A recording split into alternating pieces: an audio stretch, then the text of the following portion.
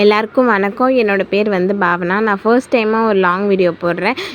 இந்த வீடியோவில் ஏதாச்சும் பிழை இருந்தால் சொல்லுங்கள், நான் மாற்றிக்கிறேன். இந்த வீடியோ உங்களுக்கு பிடிச்சிருந்தா இந்த வீடியோக்கு ஒரு லைக் பண்ணுங்கள். அப்படியே என்னோடய சேனலையும் சப்ஸ்கிரைப் பண்ணிக்கோங்க. அந்த பெல் ஐக்கானையும் கிளிக் பண்ணிக்கோங்க. அப்போ தான் நம்ம போடுற வீடியோ உங்களுக்கு உடனே வரும். வாங்க வீடியோக்குள்ளே போகலாம்.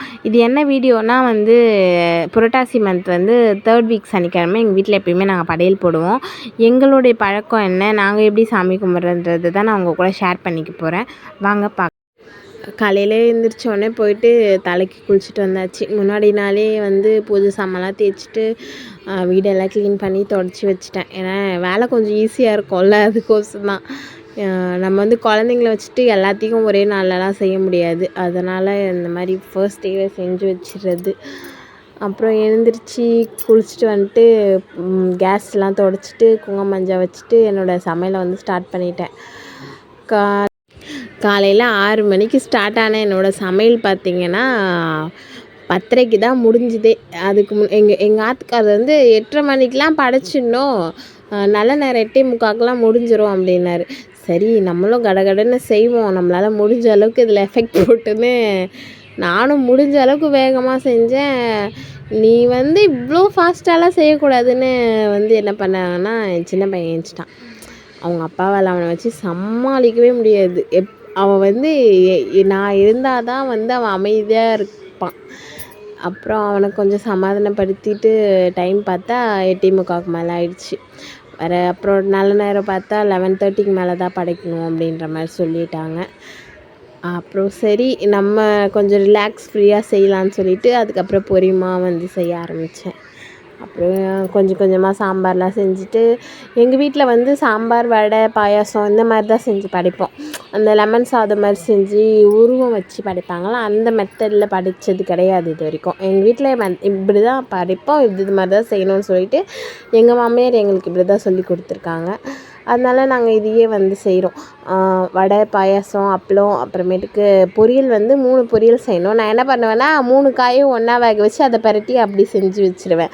ஏன்னா அதுதான் நான் ஈஸியாக முடிஞ்சிடும். ஸோ அதனால் அப்புறம் பொங்கல் செய்யணும். சக்கரை பொங்கலில் வெள்ளை உப்பு போட்டு செய்வாங்க இல்லையா, அந்த பொங்கல் செஞ்சு வைக்கணும். வச்சுட்டு இந்த வேலைலாம் செஞ்சுட்டே இருக்கும்போது வாசலில் கோலம் போடலன்றது அப்புறம் தான் ஞாபகம் வந்தது. சரி, ஃபஸ்ட்டு இந்த வேலைலாம் முடிச்சிடுவோம், போய் நம்ம கோலம் போட்டுக்கலான்னு சொல்லி ஃபர்ஸ்ட் இந்த வேலை செஞ்சுட்டு அப்புறம் நானும் ஒரு வாட்டி செக் பண்ணிக்கலான்னு சொல்லிட்டு பார்த்துட்டு அப்புறமேட்டுக்கு என்ன பண்ணேன்னா வாசலில் போய் கோலம் போட ஸ்டார்ட் பண்ணிட்டேன்.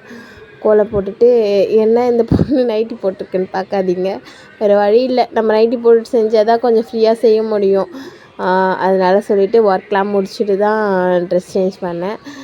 ஃபர்ஸ்ட்டு கோலம் போட ஸ்டார்ட் பண்ணி கோலம் போட்டுகிட்டே இருந்தேன். அப்புறம் கோலம் போட்டு முடிச்சுட்டு